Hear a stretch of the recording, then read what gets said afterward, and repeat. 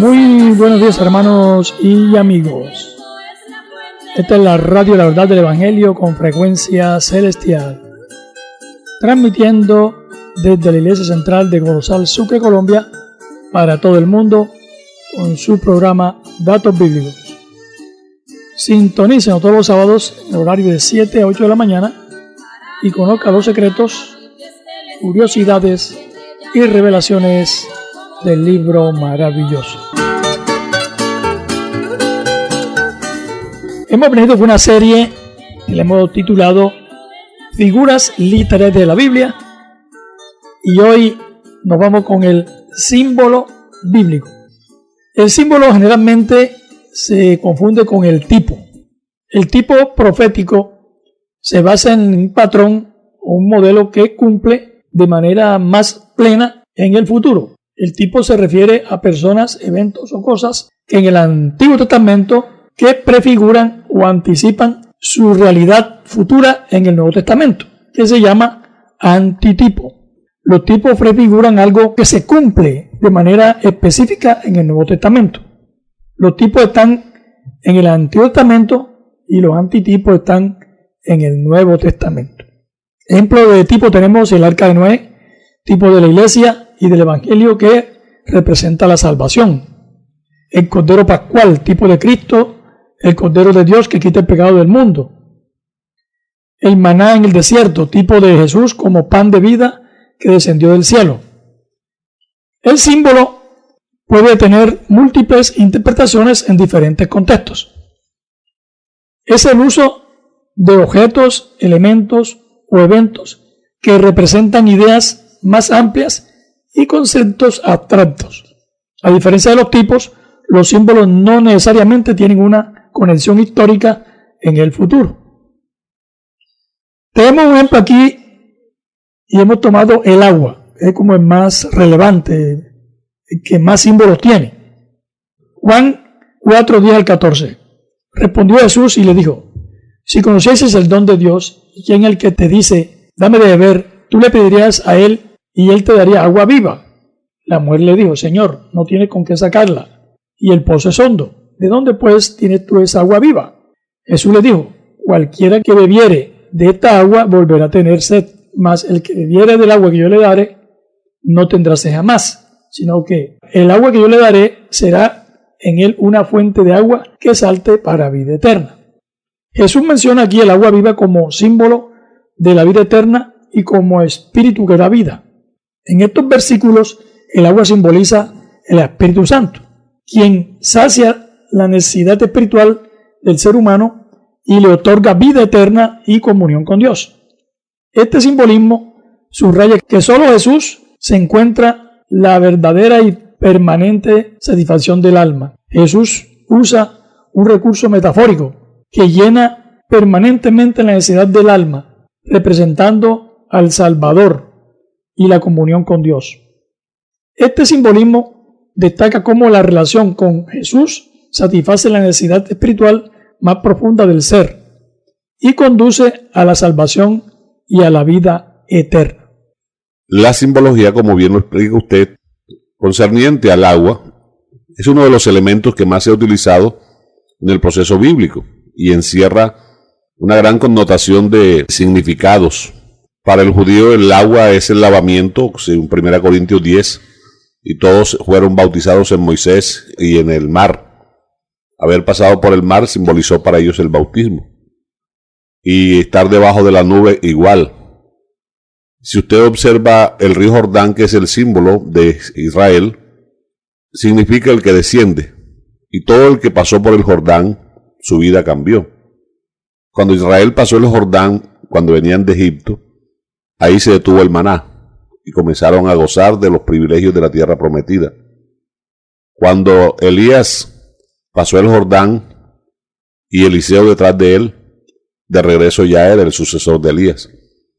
Cuando Josué introdujo al pueblo en la tierra de Canaán, pasaron el Jordán que estaba crecido y de allí del fondo sacaron 12 piedras. Es el final de la vieja vida y el comienzo de una nueva vida. En el Jordán fue bautizado el Señor Jesús. En el Jordán fue sumergido el general asirio. De manera que todo el que pasó el Jordán nunca más fue el mismo, porque simboliza eso, limpieza, sepultar lo viejo, sepultar todo aquello que me hizo humillar delante de Dios, porque significa el que desciende. El pueblo ha sabido que el Noé fue salvado, Moisés fue salvado, dice salvado de las aguas. Y Moisés y Noé, Dios lo guardó en medio del diluvio universal. Ahora, cuando ya el Señor toma el texto de lo que usted menciona en Juan 7, el agua que quita la sed, es que dentro de las señales que el pueblo de Israel espera aún, los que no conocen al Señor Jesús, es que el Mesías le dará alimento para siempre y agua viva para siempre. Y el apóstol Pablo corrobora esto en 1 Corintios 10, y todos comieron el mismo alimento espiritual y bebieron la misma bebida espiritual, porque tomaron de la roca que era Cristo, la roca que le seguía. Entonces, la roca que hirió Moisés es símbolo de Cristo. El agua que emanó de ahí es símbolo de lo que Él otorga. Por eso Él le afirmó a la samaritana: el que beba de esta agua, del agua de este pozo, volverá a tener sed. Pero el que beba del agua que yo, primera persona el Señor afirma, que yo le daré, nunca más volverá a tener sed. Y finalmente alzó la voz y dijo: el que tenga sed, venga a mí y beba. Hablando de la dotación del Espíritu Santo. Entonces fíjese cómo algo material va asemejándose o lo va usando Dios para darnos a conocer las verdades celestiales. Y eso hace parte también de otro género, que es el lenguaje antropomórfico, de tomar cosas humanas para explicar las cosas divinas. El símbolo, hermano, es algo representativo. El agua no salva, hermano, no.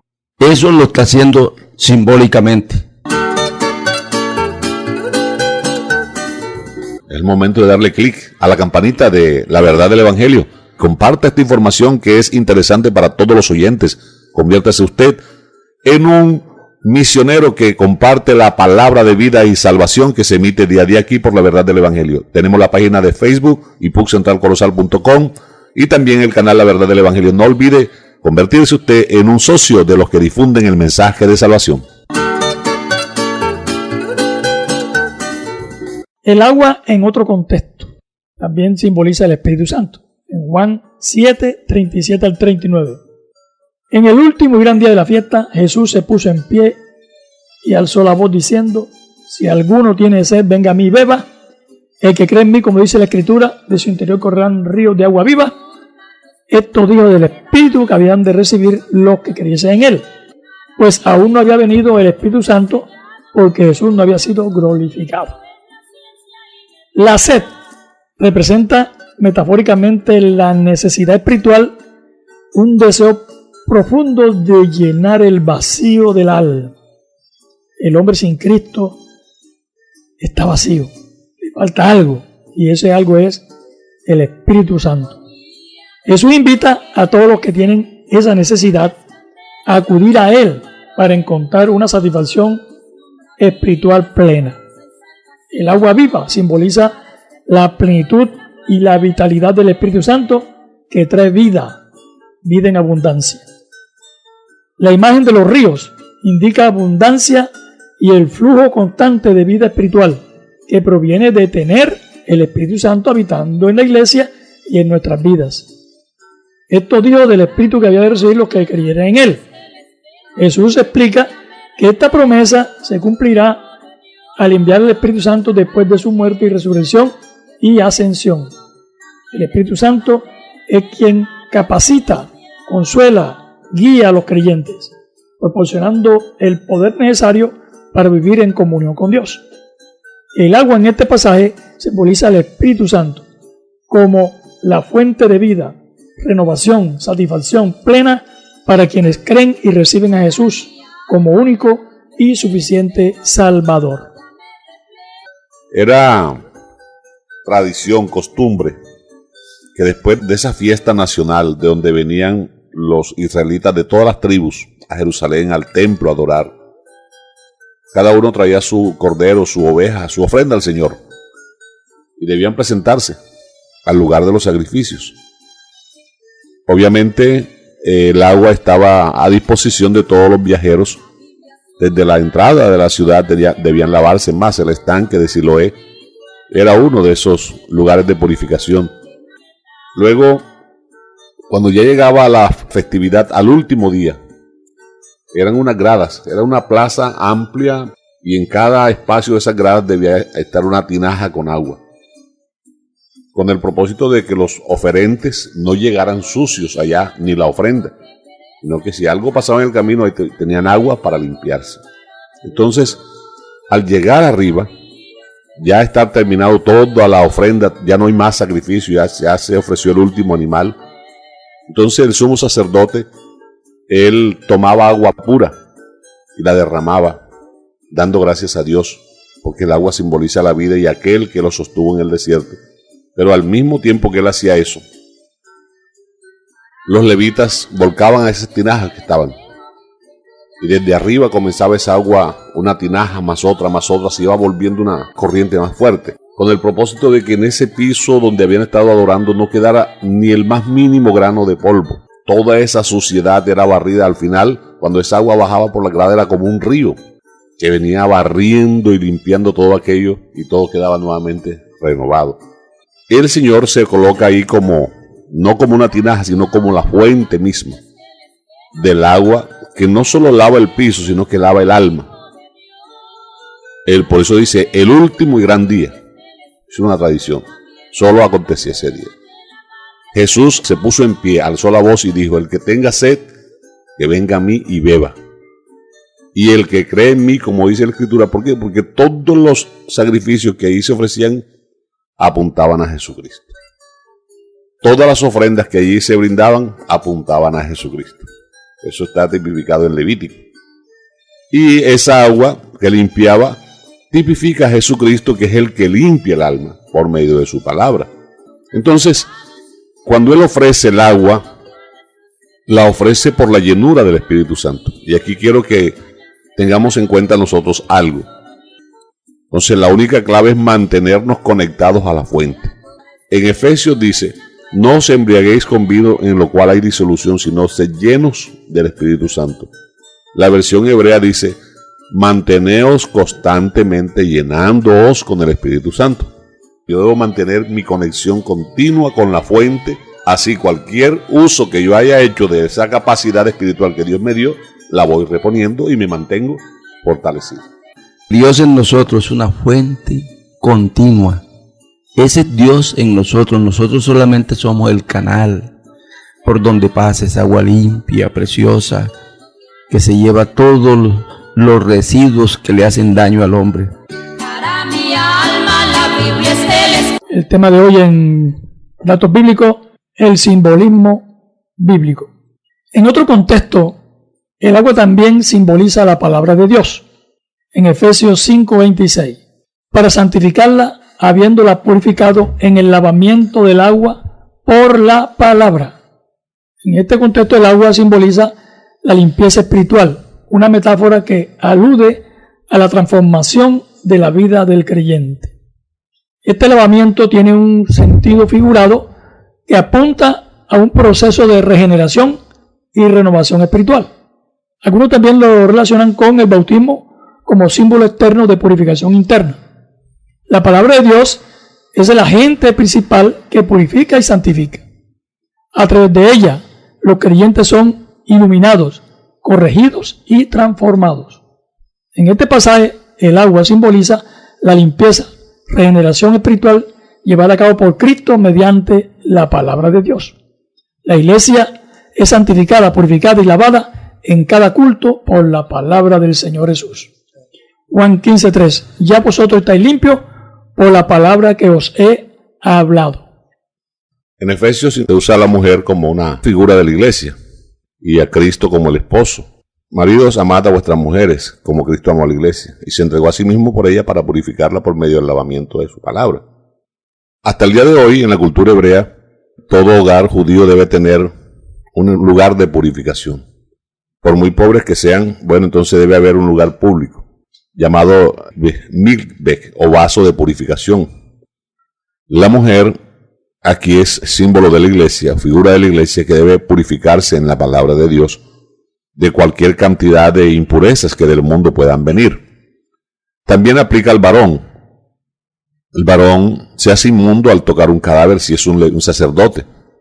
Se hace inmundo al tener relaciones sexuales con una mujer menstruosa o con una que no sea su mujer. Por eso en Romanos 6 habla de muertos con Cristo, sepultados con Cristo en el bautismo y también resucitados con Cristo. Entonces, a la hora del bautismo se encierra esa cantidad de pasos. Primero, quien se va a bautizar reconoce que ha muerto al mundo. Se sumerge en el agua totalmente para simbolizar que fue sepultado. Pero luego se saca del agua. Mire que la persona no sale sola, sino que hay que sacarla para simbolizar que él también será resucitado. Será levantado para andar en una vida nueva. Entonces, el lavamiento del agua para la iglesia es continuo, que aquí dice que la purificó por la palabra, da como un hecho puntual, pero la iglesia hoy día debe purificarse. No olvide que en Apocalipsis 22 dice, el que es limpio, límpiese más cada día. O sea, no llegamos a un punto de que ya estoy limpio, no. Porque el Señor se lo dijo a sus discípulos, ya vosotros estáis limpios por la palabra que os he hablado. Pero ¿qué hacemos si seguimos en un mundo sucio, un mundo lleno de pecado, y para podernos mover necesitamos hacerlo en medio de estas personas para poderlos traer para Cristo? Entonces, por eso debemos continuamente estar acudiendo a la palabra para que ella nos limpie, porque es el único agente, hermano, que limpia por dentro y por fuera. Como por costumbre que tenemos nosotros de acicalarnos, bañarnos, así también el alma necesita, hermano, estar purificada todos los días con la palabra. Esta palabra que también representa el agua para limpiarnos. Entonces, para redondear, está señalando el poder purificador y transformador de la palabra de Dios en los creyentes. Esta limpieza no es física, sino espiritual, y tiene un sentido de pureza interior y de santificación. Es vital permanecer en la palabra, dejar que ésta nos instruya, nos guíe y refine continuamente nuestro andar. Así como todos los días nos aseamos, igualmente la limpieza espiritual es un proceso continuo, dice el hermano. Ahí la importancia de reunirnos como iglesia para escuchar la palabra de Dios en los cultos. Hoy estamos, hermano, con la figura de Italia, el símbolo bíblico. Otro contexto, el agua de la lluvia simboliza la palabra de Dios. En Isaías 55, versos 10 y 11. Porque como desciende de los cielos la lluvia y la nieve, y no vuelve allá, sino que riega la tierra, y hace germinar y producir, y da semilla al que siembra y pan al que come, así será mi palabra que sale de mi boca. No volverá a mí vacía, sino que hará lo que yo quiero, y será prosperada en aquello para que la envíe. El agua lluvia aquí hace germinar la semilla, y se compara con la palabra de Dios que convierte el alma. Este versículo refuerza la idea de que la palabra de Dios tiene un poder de transformar el corazón y la vida de las personas, similar al agua que da vida a una planta que germina de una semilla. La palabra de Dios es la que hace el trabajo de la conversión del incrédulo. Así como desciende de los cielos la lluvia y riega la tierra y la hace germinar y da el fruto al que siembra, así es mi palabra, la palabra que sale de mi boca. No volverá a mí vacía, sino que hará todo aquello para lo cual fue enviada. Y usando esta misma terminología en Deuteronomio capítulo 32, dice de la siguiente manera: escuchen, oh cielos, y hablaré. Oye, oh tierra, las palabras que digo. Que mi enseñanza caiga sobre ustedes como lluvia. Que mi discurso se asiente como el rocío. Que mis palabras caigan como lluvia sobre pastos suaves, como llovizna delicada sobre plantas tiernas. La versión Reina Valera dice: goteará como la lluvia mi enseñanza, destilará como el rocío mi razonamiento, como la llovizna sobre la grama y como las gotas sobre la hierba. Todo esto para indicarnos el uso de Dios de la lluvia, porque el pueblo de Israel, Dios tenía una forma de tratarlos, siendo un pueblo agrícola. Recuerda usted que hay una expresión muy común en el Antiguo Testamento llamada la lluvia temprana y la lluvia tardía. Entonces, cuando el pueblo no le era fiel a Dios y era tiempo de cosechar, le enviaba la lluvia, que no era tiempo de lluvia, y hasta ahí llegó la cosecha, para mostrarles que ellos no dependían de la cosecha, sino del que da la lluvia y que da la cosecha y del que sostiene la tierra. Así como las plantas se vivifican por ese rocío, ese sereno de Dios, así también nuestra vida, hermano, como plantas vivas en el Señor Jesucristo. También es la bandera de la patria celestial. Estamos con el simbolismo en la Biblia. Tenemos otro contexto bíblico del agua, el agua como juicio. El diluvio fue juicio divino sobre la maldad de los hombres. Génesis 7, versos 17, 19 y 23. Y fue el diluvio 40 días sobre la tierra, y las aguas crecieron y alzaron el arca y se elevó sobre la tierra, y las aguas subieron sobre la tierra, y todos los montes altos que había debajo de los cielos fueron cubiertos. Así fue destruido todo ser que vive sobre la faz de la tierra, desde el hombre hasta la bestia, los reptiles y las aves del cielo. Fueron raídos de la tierra. Aquí, hermano, el agua como juicio divino contra la maldad de los hombres. Por eso Pedro dice que el mundo antiguo pereció por agua y el actual perecerá por fuego. Ahí es sinónimo de juicio, el agua, o un elemento para aplicar juicio. En Levítico capítulo 5, de que está en casa, también va a encontrar el agua ahí como elemento de juicio. Hablando de la ley de los celos, dice que si sobre un hombre viniera un espíritu de celo pensando que su mujer le ha sido infiel con otro, pero no tiene pruebas, entonces él la llevará ante el sumo sacerdote. El sumo sacerdote tomará polvo del que hay sobre el altar de la casa de Dios y la mezclará con aguas. Esas aguas se volverán amargas y la hará tomar aquella agua. Si la mujer es inocente, esas aguas no le harán ningún daño a ella. Pero si la mujer es culpable, entonces esa agua se vuelve amarga y la maldición es: tu vientre se hinche y tu pierna siempre caiga delante de tu enemigo. O sea, se prostituirá. Entonces mira ahí el agua como elemento de juicio. También el agua en el caso de Poncio Pilato, cuando se determinaba un juicio, entonces quien determinaba el juicio para declararse inocente venía y se lavaba las manos diciendo: yo soy libre de aquello, yo lo hice porque la ley me obligaba. Pero hay en el Señor Jesús, que ahí es donde muchos no entienden la simbología, ya que estamos dentro de este ámbito. Hermano, ¿y por qué el Señor se bautizó? ¿Y en qué nombre se bautizó el Señor? Como dijo el Señor, erráis ignorando las Escrituras. Juan 1:29 se le llama bautista, pero sabemos que Juan era levita. Entonces Juan era de la tribu de Leví, conocía muy bien la simbología de los sacrificios. Y en Juan 1:29 presenta al Señor como el Cordero de Dios que quita el pecado del mundo. Y la ley mosaica, hasta el día de hoy, enseña que todo animal antes de ser sacrificado debía ser lavado, para evitar que fuera inmundo, tuviera sucio. Entonces lo declaran kosher, o sea, apto para el consumo, y se lo ofrendan a Dios. Y siendo mi Señor el Cordero que debía ser sacrificado, obviamente antes de llegar al altar de sacrificio, que es la cruz, debía ser lavado. Por eso él dijo a Juan: deja así, es necesario que cumplamos toda justicia. ¿Por qué? Porque la justicia de Dios fue satisfecha en la muerte del Señor en la cruz del Calvario. Entonces él fue bautizado porque como cordero tenía que ser lavado antes de ser ofrecido en el altar de la cruz. No es que el Señor necesitaba ser bautizado porque tenía pecado. No, el Señor no tenía pecado. Él es sin pecado. Pero tenía que cumplir la ley. Y ejemplo nos dio. Hermano, nosotros también para ser lavados tenemos que ser sepultados en el agua. A nosotros sí nos compete esto, hermano.